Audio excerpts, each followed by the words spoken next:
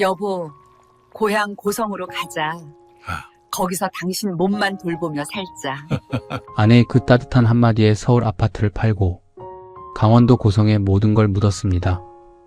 폭설이 내리던 어느 겨울밤 가슴을 움켜쥐고 119에 전화했을 때 돌아온 대답은 차가웠습니다. 제설차가 먼저 들어가야 해요. 기다려주세요. 새벽 3시 협심증으로 숨이 멎어가는 저를 살리려 63 아내가 맹추위 속에 피눈물을 흘리며 눈을 치울 때 깨달았습니다. 7억을 쏟아부은 이 그림 같은 전원주택이 실은 우리 부부를 가둔 화려한 감옥이었다는 걸, 낭만은 시스템 위에서만 존재하는 사치라는 것을요. 평생 모은 돈을 쏟아부은 집은 이제 텅 빈 채 남겨졌습니다. 강원도 빈집이 많은 진짜 이유, 지금 시작합니다. 사연 시작하기 전에 구독과 좋아요, 알림 설정 부탁드립니다. 평범한 사람들의 숨겨진 이야기를 매일 전해드리는 채널입니다. 저는 한상구 올해 64입니다. 교단에 처음 선 게 32살이었어요. 꼬박 30년을 아이들 앞에 섰습니다. 분필가루 날리던 교실에서 마커 냄새 가득한 화이트보드 앞으로 시대는 바뀌었어도 저는 늘 그 자리에 있었어요. 아이들 앞에 서면 등이 고다졌고 목소리에 힘이 들어갔습니다. 그게 제 삶이었어요. 공무원이라는 자리가 주는 안정감을 저는 한 번도 가볍게 여긴 적이 없습니다. 넉넉하진 않아도 부족하지 않은 월급, 흔들리지 않는 직장. 그 울타리 안에서 아들 준호를 키우고 아내와 나란히 늙어왔어요. 남들처럼 주식에 손댄 적도 없고 이상한 투자 얘기에 귀 기울인 적도 없습니다. 그냥 성실하게, 정직하게. 그게 제가 아는 유일한 방법이었어요. 그런 제가 62 되던 해 30년 교직 생활에 마침표를 찍었습니다. 퇴직을 한 달 앞둔 어느 날, 사실 아내한테 말은 안 했지만 몇 달 전부터 이상한 느낌이 있었어요. 계단을 오르거나 무거운 걸 들 때 가슴이 묵직하게 눌리는 느낌. 잠깐 쉬면 괜찮아지니까 그냥 나이 탓이려니 했습니다. 피곤해서 그런가 보다, 운동이 부족해서 그런가 보다. 대수롭지 않게 넘겼어요. 그런데 어느 날 계단을 오르다가 잠깐 멈춰 섰습니다. 가슴 한복판이 조여드는 느낌이 꽤 강하게 왔어요. 아무도 눈치채지 못했지만 저는 그때 처음으로 조금 겁이 났습니다. 그 얘기를 아내한테 했더니 아내가 바로 말했어요. 여보, 우리 건강검진 한번 받자. 마지막으로 언제 받았는지 기억도 잘 안 나네. 사실 저는 건강에 크게 신경을 쓰지 않고 살아온 사람이에요. 몸이 좀 안 좋다 싶으면 그냥 버텼고 피곤하면 자면 된다고 생각했습니다. 아내가 병원 가자고 할 때마다 나 아픈 곳 없어 괜찮아를 달고 살았어요. 그런데 이번엔 왠지 모르게 순순히 따라 나섰습니다. 퇴직을 앞두고 마음이 좀 약해졌던 걸까요? 부부가 나란히 동네 내과를 찾아 검사를 받았어요. 내시경도 하고 피도 뽑고 심전도도 하고 혈압도 쟀습니다. 의사 선생님이 이것저것 꼼꼼히 들여다보는 동안 저는 별 생각이 없었어요. 아내는 옆에서 이상한 거 나오면 어떡하지 하며 작게 중얼거렸지만 저는 괜찮아, 뭐가 나오겠어 라고 웃어넘겼습니다. 결과는 일주일 뒤에 듣기로 했어요. 그 사이에 저는 퇴직 준비로 바빴습니다. 인수인계를 하고 후배 교사에게 업무를 넘기고 짐을 정리했어요. 책상 서랍 안에서 나온 것들, 오래된 학급 사진들, 아이들이 준 편지 뭉치들. 하나씩 꺼낼 때마다 그때 그 얼굴들이 떠올랐습니다. 코올리게였던 녀석이 결혼한다는 소식을 전해왔을 때 그때 참 뿌듯했었는데 세월이 참 빠릅니다. 결과를 들으러 병원에 간 날은 목요일 오후였어요. 아내와 나란히 진료실 의자에 앉았습니다. 의사 선생님이 모니터를 보며 천천히 말을 꺼냈어요. 두 분 다 결과 나왔는데요. 이명숙 환자분은 전반적으로 양호하세요. 혈압이 살짝 높긴 한데 크게 걱정할 수준은 아닙니다. 아내는 안도의 숨을 내쉬었어요. 그런데 한상구 환자분은요. 의사 선생님이 잠깐 말을 멈췄습니다. 저는 괜히 등을 곧게 폈어요. 조금 이상 소견이 보입니다. 협심증 가능성도 있어서 심장 쪽 정밀 검사를 한번 받아보셔야겠습니다. 혈압도 관리가 필요한 수준입니다. 공복 혈당도 정상 범위를 살짝 넘어서서 지금 당장 당뇨는 아니지만 주의하셔야 해요. 진료실이 조용해졌습니다. 협심증. 그 단어가 귀에 꽂혔어요. 심장 얘기라는 건 알았습니다. 막연하게 알고 있던 그 단어가 이제 제 얘기가 됐어요. 많이 심각한 건가요? 아내가 먼저 물었습니다. 목소리가 떨렸어요. 잘 관리하시면 됩니다. 다만 무리하시면 안 되고요. 스트레스도 줄이셔야 해요. 운동도 격렬한 건 피하시고 가볍게 걷는 정도가 좋습니다. 음식도 싱겁게 드시고요. 일단 큰 병원 가셔서 정밀 검사를 한번 받아보시는 게 좋겠어요. 며칠 뒤 아내와 함께 대학병원을 찾았습니다. 이런저런 검사를 더 했어요. 결과는 명확했습니다. 협심증 초기. 선생님 말씀대로 당장 위험한 단계는 아니지만 관리를 잘못하면 언제든 나빠질 수 있다고 했어요. 그 말이 머릿속에서 며칠을 맴돌았습니다. 돌아오는 길에 두 사람 다 말이 없었습니다. 버스 안에서 아내가 제 손을 잡았어요. 아무 말도 하지 않고 그냥 꼭 잡았습니다. 저도 말이 나오지 않았어요. 창밖으로 퇴근길 서울 풍경이 흘러갔습니다. 빽빽한 건물들, 빠르게 오가는 사람들. 평생을 이 속에서 살아왔는데 그날따라 그게 다 낯설게 느껴졌어요. 집에 돌아와 저녁을 먹었습니다. 아내는 아무 말 없이 반찬을 떠주고 저는 아무 말 없이 받아 먹었어요. 밥그릇을 비우고 나서 제가 먼저 입을 열었습니다. 나 그렇게 막 심각한 거 아니라잖아. 알아. 그러니까 너무 걱정하지 마. 아내가 수저를 내려놓고 저를 봤어요. 여보, 당신 걱정하는 거 맞아. 당연히 걱정되지. 근데 그것보다 말을 잠깐 끊더니 다시 이었습니다. 나 오래전부터 생각해온 게 있어. 저는 말없이 기다렸어요. 내 고향 고성 있잖아. 강원도. 거기로 내려가면 어떨까? 뜻밖의 말이었습니다. 저는 젓가락을 들다 말았어요. 고성? 응, 공기 맑고 바다 있고 뒤로는 산이야. 서울에서 이렇게 쪼들리면서 살 거 뭐 있어. 당신 몸도 안 좋다고 하는데 거기서 천천히 쉬면서 살면 안 돼? 내가 어릴 때 살던 데야. 정말 좋은 곳이야. 아내의 목소리엔 힘이 있었습니다. 오래 품어온 말이라는 게 느껴졌어요. 저는 한참을 생각했습니다. 강원도 고성. 아내가 가끔 어릴 적 얘기를 꺼낼 때면 눈이 반짝이던 그 고향이었어요. 아내가 말하는 고성은 늘 푸르고 넓고 시원한 곳이었습니다. 거기 가면 내 건강이 좋아질까? 제가 물었어요. 아내가 단호하게 고개를 끄덕였습니다. 좋아져. 분명히. 그 말이 왠지 믿겼어요. 아내가 틀린 적이 별로 없었거든요. 가족을 위해 뒤에서 묵묵히 살아온 아내가 평생 처음으로 자기가 원하는 곳으로 가자고 하는 거였습니다. 그게 마지막 로망이 될 수도 있겠다 싶었어요. 아내의 고향에서 아내 곁에서 천천히 몸을 추스르며 사는 인생 2막. 나쁘지 않았습니다. 그래. 한번 생각해보자. 제가 말했어요. 그날 밤 저는 오래간만에 깊은 잠을 잤습니다. 파란 바다가 펼쳐지고 그 앞에 작고 하얀 집이 한 채 있는 꿈이었어요. 마당에서 아내가 손을 흔들고 있었습니다. 퇴직을 앞둔 밤치고는 꽤 괜찮은 꿈이었어요. 그래. 한번 생각해보자고 했던 말이 어느새 그래 가자가 됐습니다. 사람 마음이 그런 것 같아요. 한번 기울기 시작하면 걷잡을 수가 없습니다. 자기 전에 유튜브로 전원주택 영상을 보고 아침에 일어나면 강원도 부동산 카페를 들여다봤어요. 아내도 마찬가지였습니다. 어느 날 보니 식탁 위에 귀촌 관련 책이 한 권 놓여 있었어요. 언제 사온 건지도 몰랐습니다.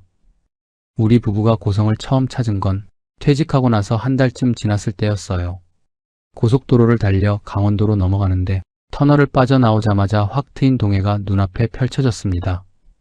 아내가 조수석에서 작게 탄성을 질렀어요. 저도 모르게 속도를 줄였습니다. 파랗다는 말로는 부족한 색이었어요. 서울에 살면서 한 번도 본 적 없는 색이었습니다.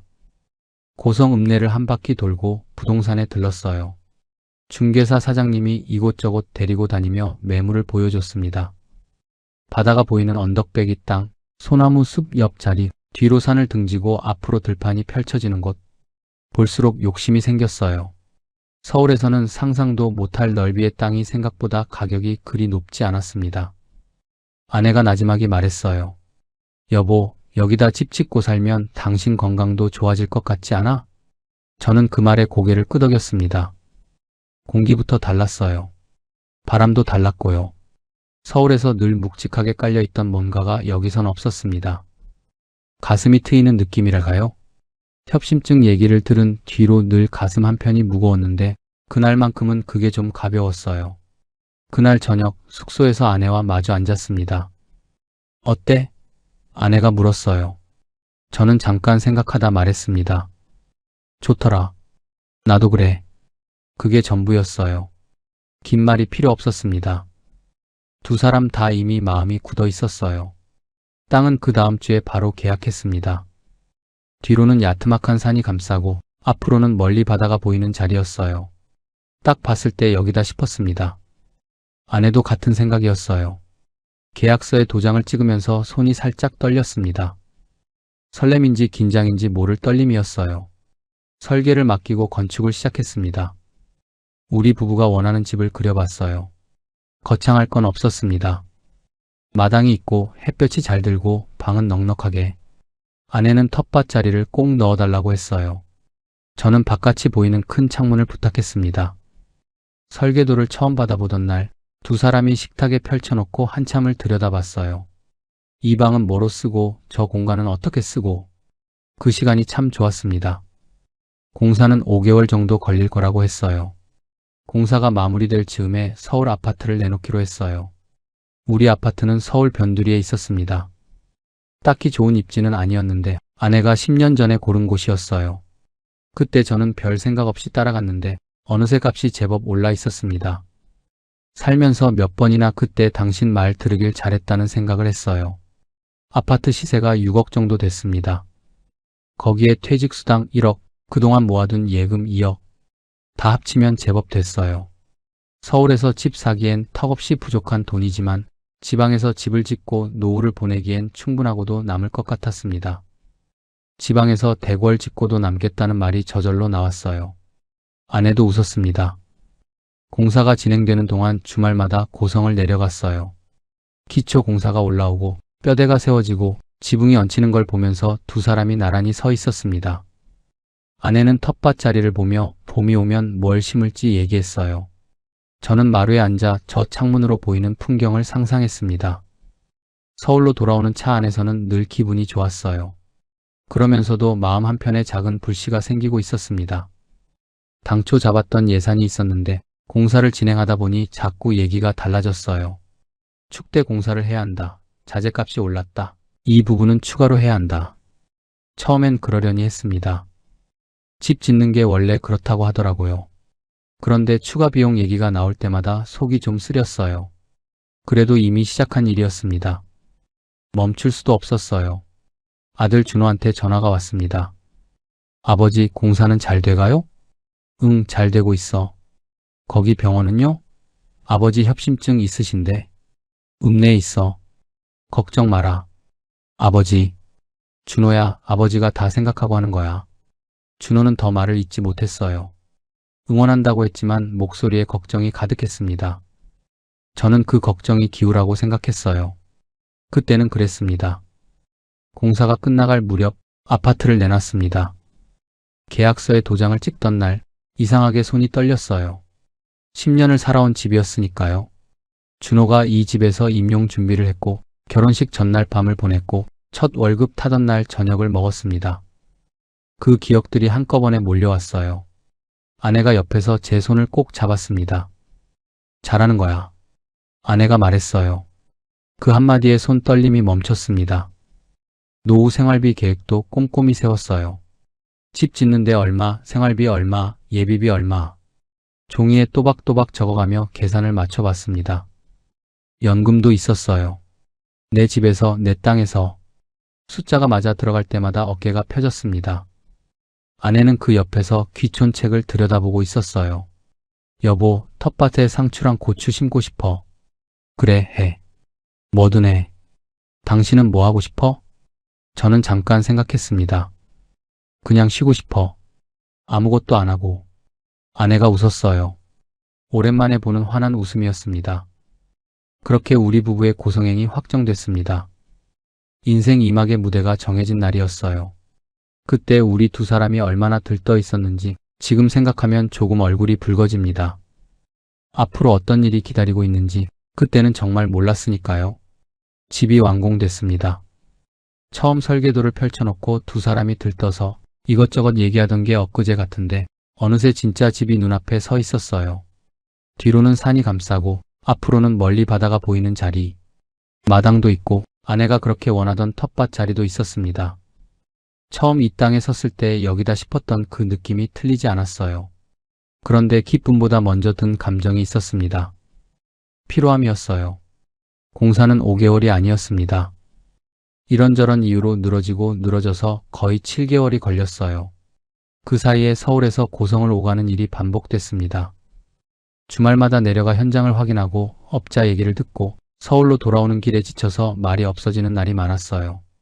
문제는 돈이었습니다. 처음 예산을 잡을 때 저는 꼼꼼하게 계산했어요. 30년 공무원 생활이 몸에 밴 사람입니다. 숫자 앞에서 허술한 적이 없었어요. 그런데 시골 건축 현장은 제가 살아온 원칙의 세계와 달랐습니다. 축대 공사를 해야 한다고 했어요. 경사진 땅이라 어쩔 수 없다고. 처음엔 포함된 줄 알았는데 별도였습니다. 자재값이 올랐다는 얘기도 나왔어요. 공사 중간에 설계를 조금 바꿨는데 그것도 추가 비용이 붙었습니다. 하나씩은 그러려니 했는데 그게 쌓이고 쌓이니 감당이 안 됐어요. 저는 원칙대로 하자는 사람입니다. 설계도대로, 계약서대로. 그게 맞다고 생각했어요. 그런데 현장 업자들은 달랐습니다. 여긴 원래 이렇게 해요. 도시하고 달라요, 사장님. 이렇게 안 하면 나중에 더 문제 생겨요. 그 말들이 매번 저를 이겼어요. 틀린 말도 아니었으니까요. 그래서 더 답답했습니다.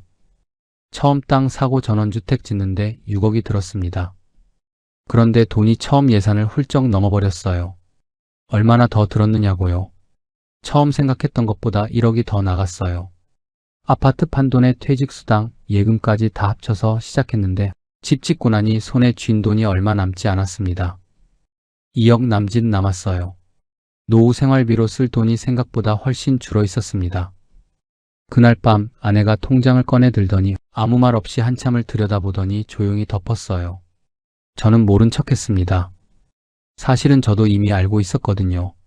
잔액이 얼마인지, 그게 충분한지 아닌지도요. 하지만 그날 밤만큼은 그 얘기를 꺼내고 싶지 않았습니다. 이미 지은 집이었고 이미 온 길이었으니까요.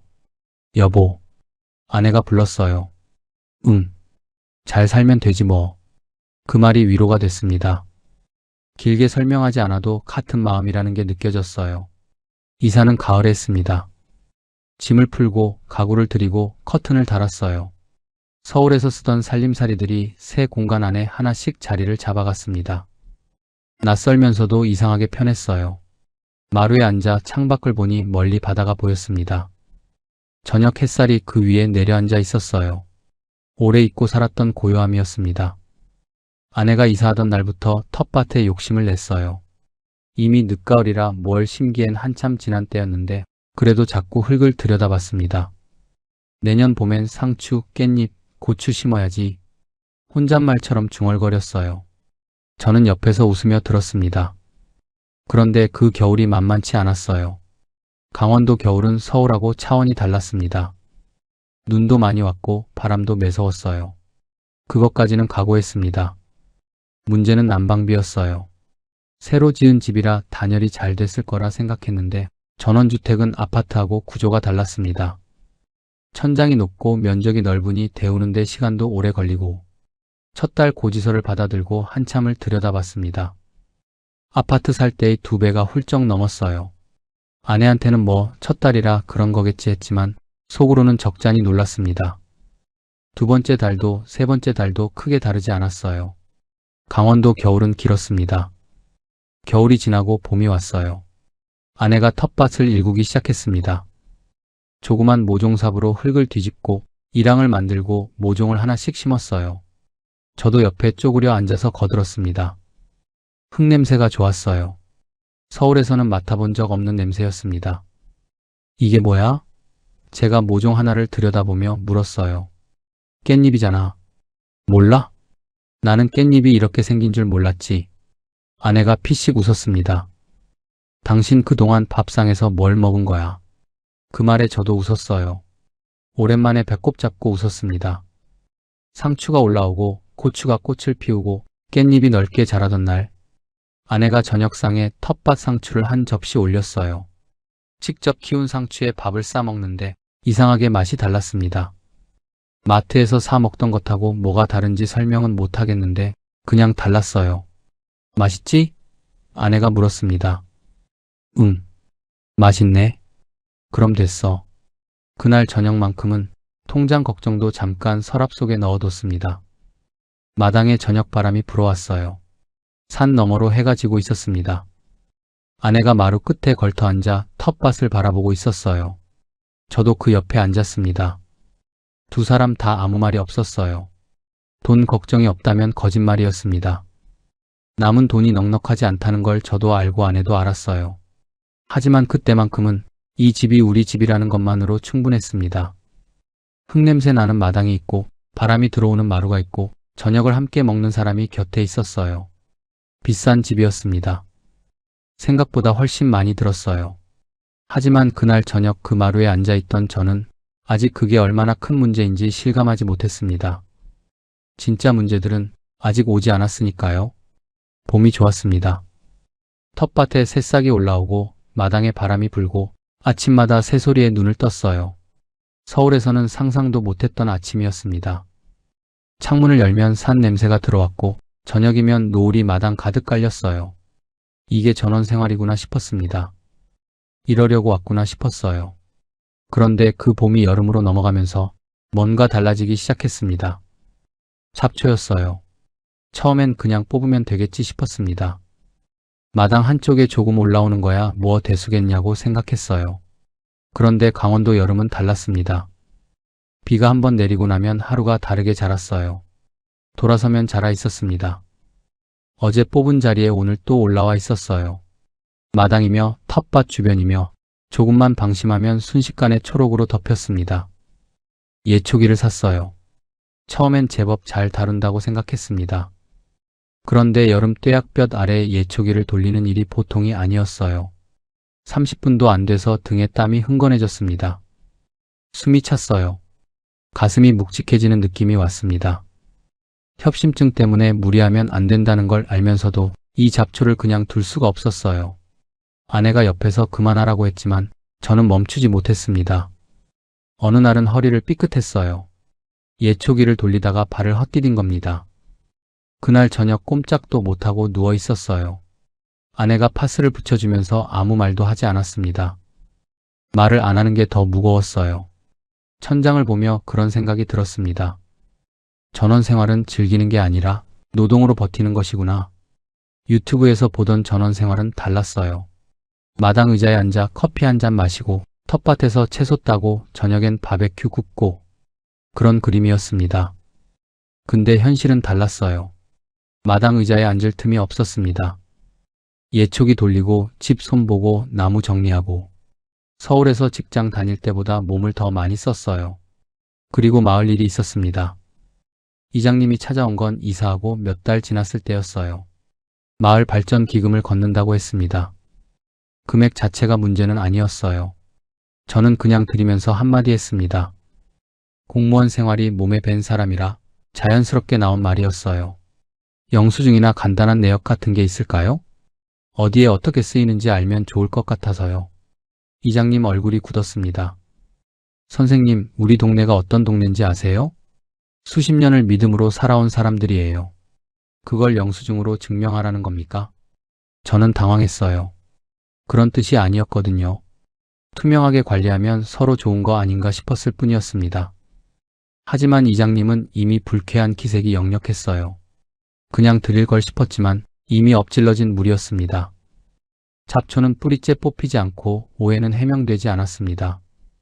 그날 이후로 뭔가 달라졌어요. 마을 어르신들을 마주쳐도 예전 같지 않았습니다. 인사를 해도 예전보다 짧게 받아쳤어요. 마을 모임에 가면 저만 겉도는 느낌이었습니다. 누가 대놓고 뭐라 하는 건 아닌데 그 분위기라는 게 느껴졌어요. 저는 어느새 마을에서 까탈스러운 서울 노인이 돼 있었습니다. 저는 원래 남의 시선을 많이 신경 쓰는 편이 아니에요. 30년을 교단에서 살았습니다. 원칙대로 하면 된다고 믿었어요. 그래서 처음엔 신경 안 쓰려 했습니다. 내가 잘못한 게 없는데 뭘 주눅들 필요 있냐고요. 그런데 막상 마을에서 혼자 겉돌다 보니 그게 쉽지 않았어요. 아는 얼굴이 하나도 없는 곳에서 고립된다는 게 어떤 건지 살면서 처음 느껴봤습니다. 그날 밤 아내가 혼자 마당에 나가 있었어요. 한참이 지나도 들어오지 않았습니다. 제가 나가보니 아내가 마당 한쪽에 서서 어둠 속을 바라보고 있었어요. 별이 많이 떠 있었습니다. 서울에서는 보기 힘든 하늘이었어요. 왜 안 들어와? 제가 물었습니다. 아내가 한참 만에 말했어요. 어릴 때 여기 살았다고 했잖아. 알던 사람도 없고 익숙한 것도 없어. 내가 꿈꾼 고향은 여기 없었나 봐. 목소리가 조용했습니다. 원망도 아니고 화도 아니었어요. 그냥 담담한데 그게 더 마음에 걸렸습니다. 저는 아무 말도 못했어요. 뭐라고 해야 할지 몰랐습니다.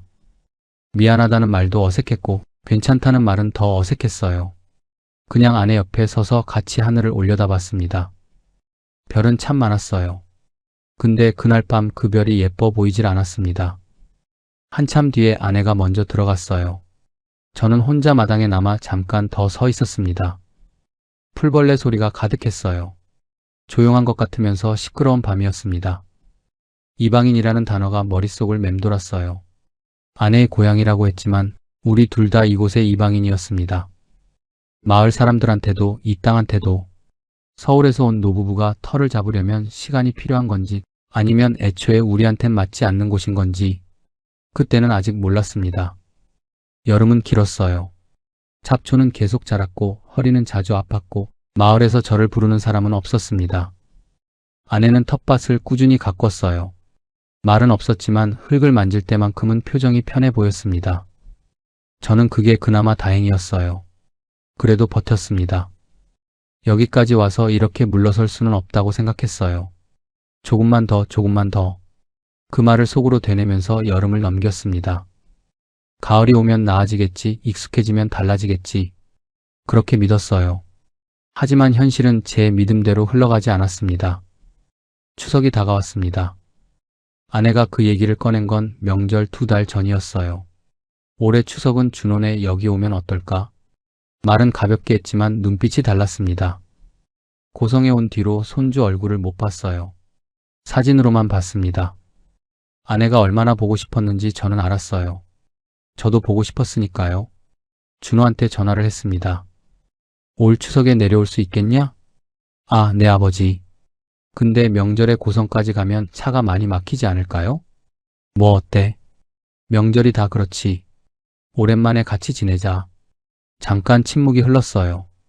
알겠어요. 내려갈게요. 전화를 끊고 나서 아내한테 말했습니다. 온대. 아내 얼굴이 환해졌어요. 그 표정 하나로 충분했습니다. 아내는 준비를 시작했어요. 명절 일주일 전부터 장을 봤습니다. 시장을 2번이나 다녀왔어요. 뭘 해줄까? 손주가 뭘 좋아할까? 아이가 이제 막 돌이 지났으니 어른 음식은 못 먹으니까 따로 뭘 준비해야 하나. 그런 얘기를 며칠 동안 했습니다. 저는 옆에서 뭘 그렇게 많이 했지만 사실 저도 기대가 됐어요. 명절 당일 아침 준호한테 문자가 왔습니다. 아버지 지금 출발했어요. 근데 벌써부터 차가 많이 막히네요. 저는 괜찮아. 천천히 와라. 운전 조심하고 답했어요. 그런데 천천히 오는 게 아니라 차가 움직이지 않는 거였습니다. 평소 서울에서 고성까지 2시간 반에서 3시간이면 오는데 그날은 명절 고속도로가 달랐어요. 문자가 한 번씩 왔습니다. 아직 서울 벗어나는 중이에요. 1시간 뒤에 또 왔어요. 많이 막히네요. 그렇게 꼬박 5시간이 넘어서야 준호차가 마당으로 들어왔습니다. 차 문이 열리고 며느리가 아이를 안고 내렸어요. 아내가 달려갔습니다. 저도 뒤따라 나갔어요. 돌이 막 지난 손주 녀석이 낯선 곳이 신기한지 눈을 동그랗게 뜨고 두리번거렸습니다. 아내가 품에 받아 안으며 눈물이 그렁그렁해졌어요. 할머니네 왔어, 우리 강아지. 그 목소리가 떨렸습니다. 준호가 차에서 짐을 내리며 말했어요. 아버지 생각보다 더 머네요. 차가 너무 막혔어요. 고생했다. 들어가자. 며느리가 인사를 했어요. 얼굴이 피곤해 보였습니다. 아이를 데리고 5시간 넘게 차에 있었으니 오죽했겠어요. 저녁 밥상이 풍성했습니다. 아내가 며칠을 준비한 음식들이 상 위에 올라왔어요. 전에 나물에 갈비찜까지. 준호가 어머니 너무 많이 하셨다고 했지만 아내는 계속 이것저것 더 꺼냈습니다. 오랜만에 식구들이 모인 밥상이었어요. 이런 게 명절이구나 싶었습니다. 아이는 낯선 환경이 신기한지 이것저것 만지고 다녔어요. 마당도 나가보고 텃밭 쪽으로도 나가려 하고. 아내가 따라다니며 웃었습니다. 저도 옆에서 손주 걸음마 상대가 됐어요. 오래간만에 집안이 시끌벅적했습니다. 좋았어요. 이 소리가 이렇게 반가울 줄 몰랐습니다. 그런데 이튿날 저녁부터 아이가 보채기 시작했어요. 밥도 잘 안 먹고 자꾸 칭얼거렸습니다. 며느리가 아이 이마에 손을 대더니 표정이 굳었어요. 어머니, 애가 열이 있는 것 같아요. 아내가 얼른 와서 이마를 짚었습니다. 좀 있네. 며느리가 가방에서 체온계를 꺼냈어요. 체온계를 재보니 38도가 넘었어요. 요즘 어린이집 다니기 시작하면서 달고 사는 감기예요. 애들이 어린이집 가면 다 그렇다는데 저는 그게 너무 무서워요. 일 때문에 제가 볼 수도 없는데 속상해요. 며느리가 챙겨온 해열제를 먹였습니다.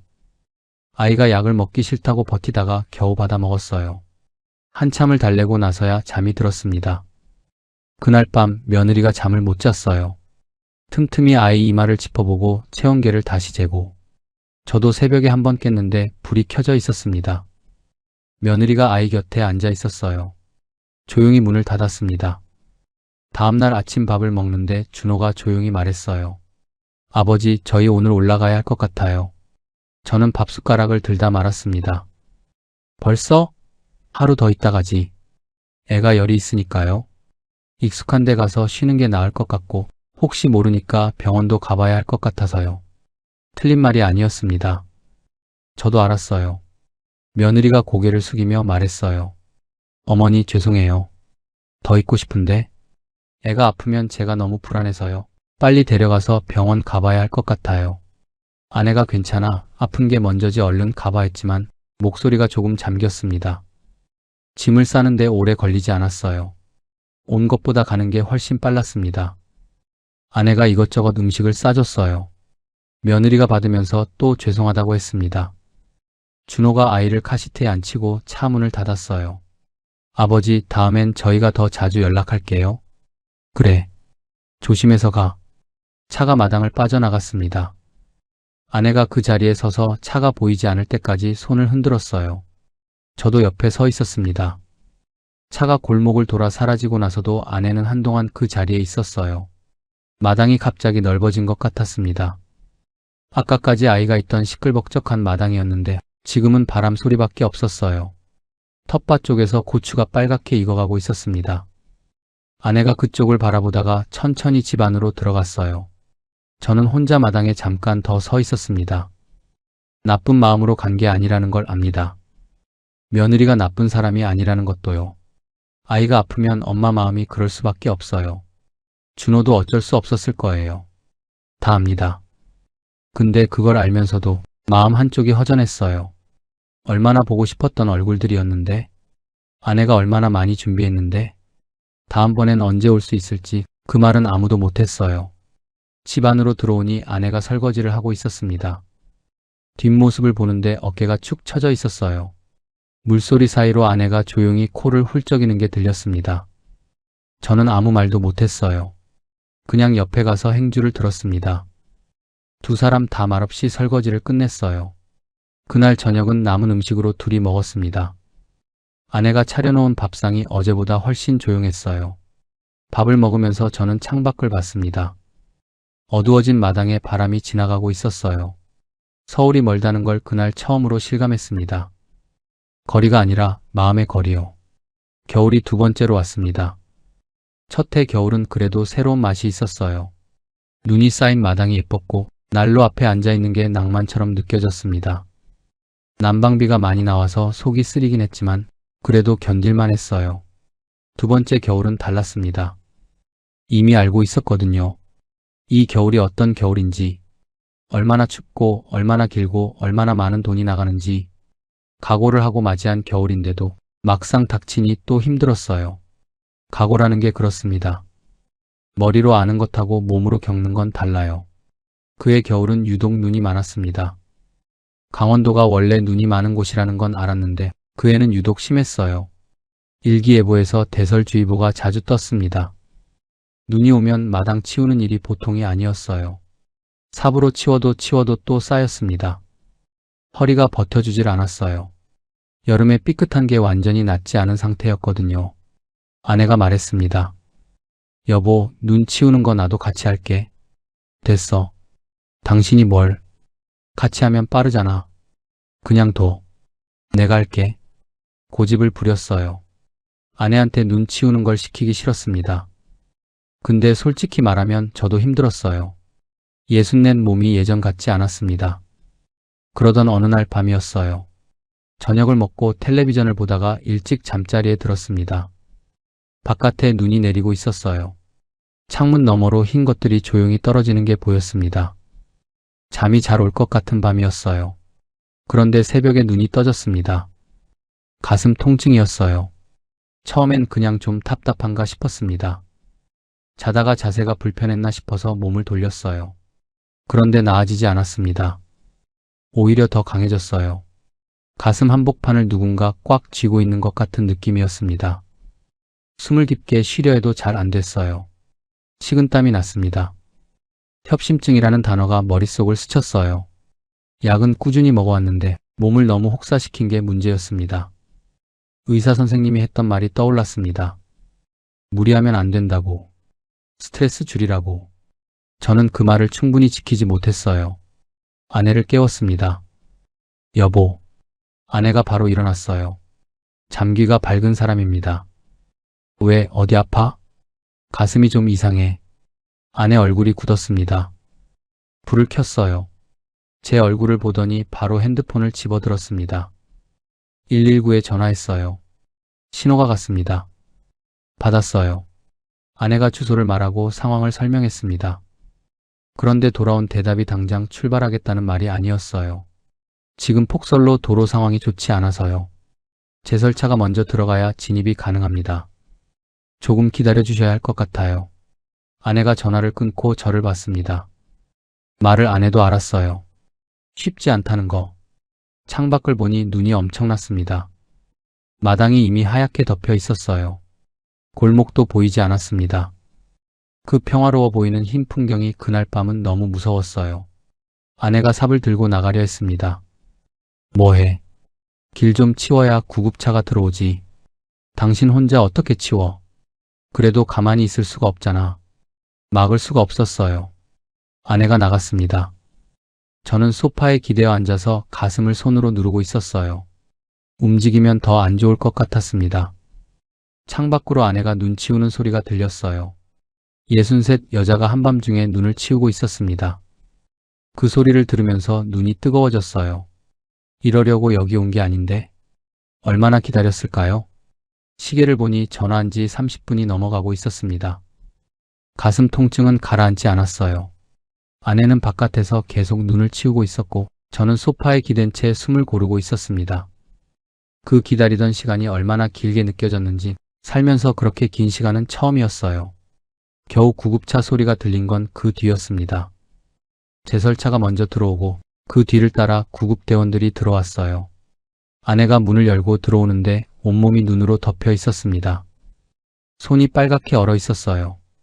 들것에 실려 나가면서 저는 아내의 손을 잡았습니다. 차가웠어요. 너무 차가웠습니다. 구급대원이 들어오자마자 상태를 확인하더니 말했습니다. 속초로 가야 합니다. 그 말을 듣는데 아내 얼굴이 하얘졌어요. 저도 순간 아찔했습니다. 여기서 속초까지 눈 온 밤에 얼마나 걸릴지. 구급차가 출발했어요. 사이렌 소리가 조용한 시골 밤을 갈랐습니다. 차 안에서 천장을 보며 저는 그냥 버텨야 한다는 생각만 했어요. 응급실에 도착했어요. 의사 선생님들이 빠르게 움직였습니다. 이것저것 검사를 했어요. 아내는 바깥에서 기다렸습니다. 나중에 들으니 그 시간 동안 의자에 앉아서 기도를 했다고 해요. 한참 뒤에 담당 선생님이 왔습니다. 많이 놀라셨죠? 일단 고비는 넘기셨어요. 협심증 증상이 악화된 거고요. 조금만 더 늦었으면 위험할 수도 있었습니다. 조금만 더 늦었으면 그 말이 귓속에서 오래 맴돌았습니다. 입원을 며칠 했어요. 아내가 매일 제 옆에 있었습니다. 병원 밥이 맛없다고 집에서 뭔가를 싸들고 왔어요. 저는 그게 고마우면서도 미안했습니다. 아내 얼굴이 많이 수척해져 있었어요. 퇴원하는 날 차 안에서 한동안 말이 없었습니다. 집으로 돌아가는 길에 눈은 그쳐 있었어요. 도로는 말끔하게 치워져 있었습니다. 하늘이 파랬어요. 눈 온 뒤에 강원도 하늘은 유독 파랗습니다. 예쁜 날씨였어요. 근데 저는 그 파란 하늘이 그날따라 낯설었습니다. 집에 도착해서 마당에 들어서는데 아내가 말했어요. 여보, 응, 나 무서웠어. 저는 아무 말도 못했습니다. 당신이 가슴 아프다고 했을 때 나 손이 너무 떨렸어. 전화하면서도 떨리고 눈 치우면서도 떨렸어. 근데 가만히 있을 수가 없었어. 아내 목소리가 떨렸습니다. 저도 솔직하게 말했어요. 나도 무서웠어. 평생 살면서 그런 말을 잘 안 했습니다. 무섭다는 말을. 근데 그날은 그 말이 먼저 나왔어요. 무서웠습니다. 진짜로요. 아내가 제 손을 잡았어요. 마당에 두 사람이 서서 한동안 아무 말도 하지 않았습니다. 바람이 불었어요. 차가운 바람이었는데 이상하게 그 순간만큼은 덜 차가운 것 같았습니다. 그날 밤 두 사람 다 잠을 잘 못 잤어요. 천장을 보다가 저는 생각했습니다. 이러다 여기서 어떻게 되는 건 아닐까?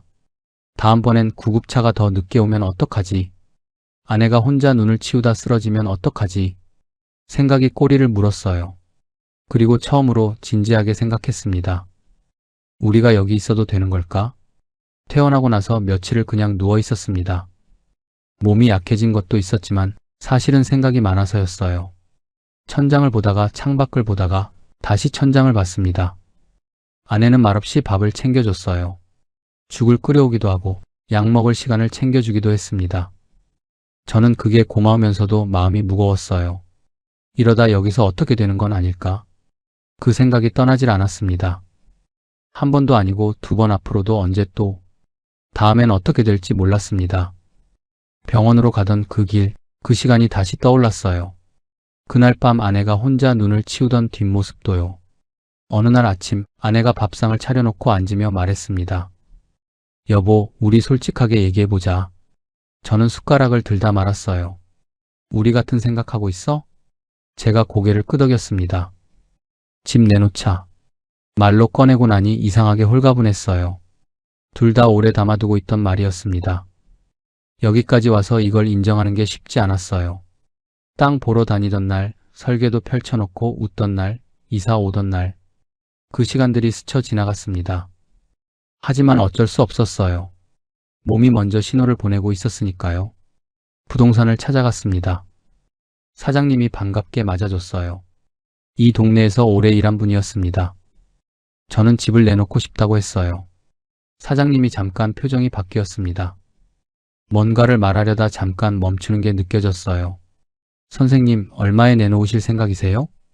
짓는 데 들어간 거 생각하면 제 값 받고 싶은데요. 그게 맞지 않겠어요? 사장님이 천천히 말했습니다.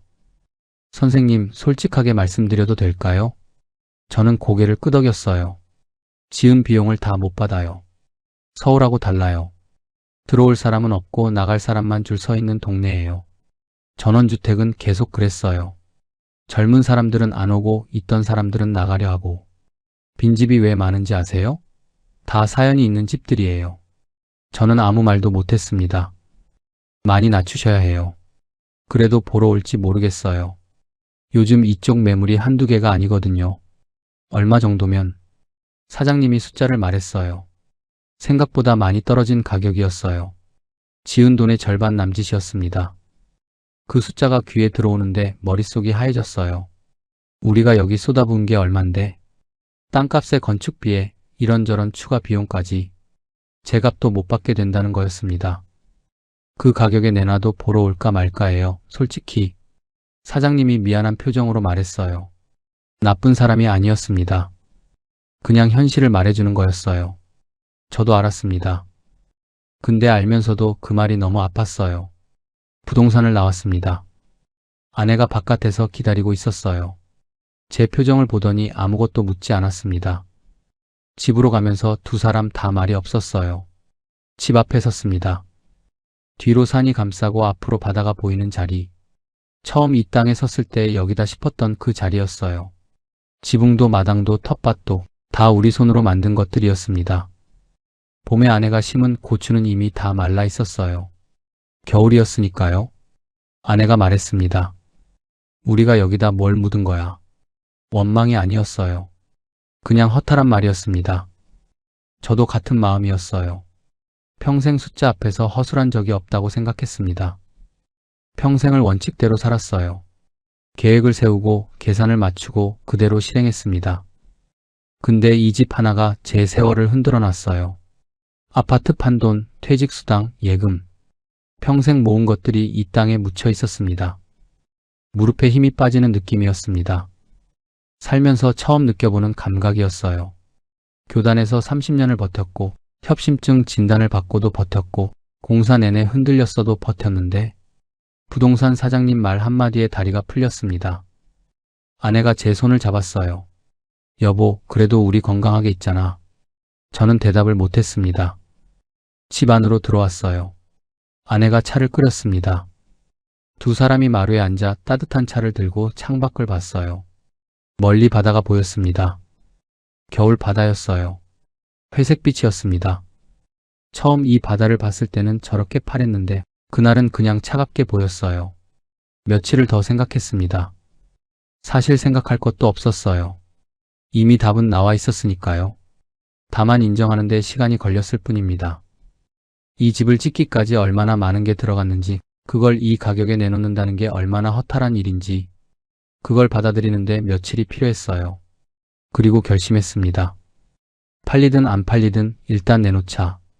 팔릴 때까지 기다리다간 다음 겨울을 또 여기서 보내야 했어요. 그 다음 겨울에 또 그날 밤 같은 일이 생기면 그땐 어떻게 될지 몰랐습니다. 아내한테 말했어요. 내놓자. 얼마가 됐든. 아내가 말없이 고개를 끄덕였습니다. 그날 저녁 두 사람이 마주 앉아 밥을 먹었어요. 반찬이 몇 가지 없었습니다. 아내가 대충 차린 밥상이었어요. 근데 이상하게 밥이 잘 넘어갔습니다. 결심을 하고 나니 마음이 조금 가벼워진 건지도 몰랐어요. 창밖에 바람이 불었습니다. 나뭇가지가 흔들렸어요. 저는 그 나무를 보면서 생각했습니다.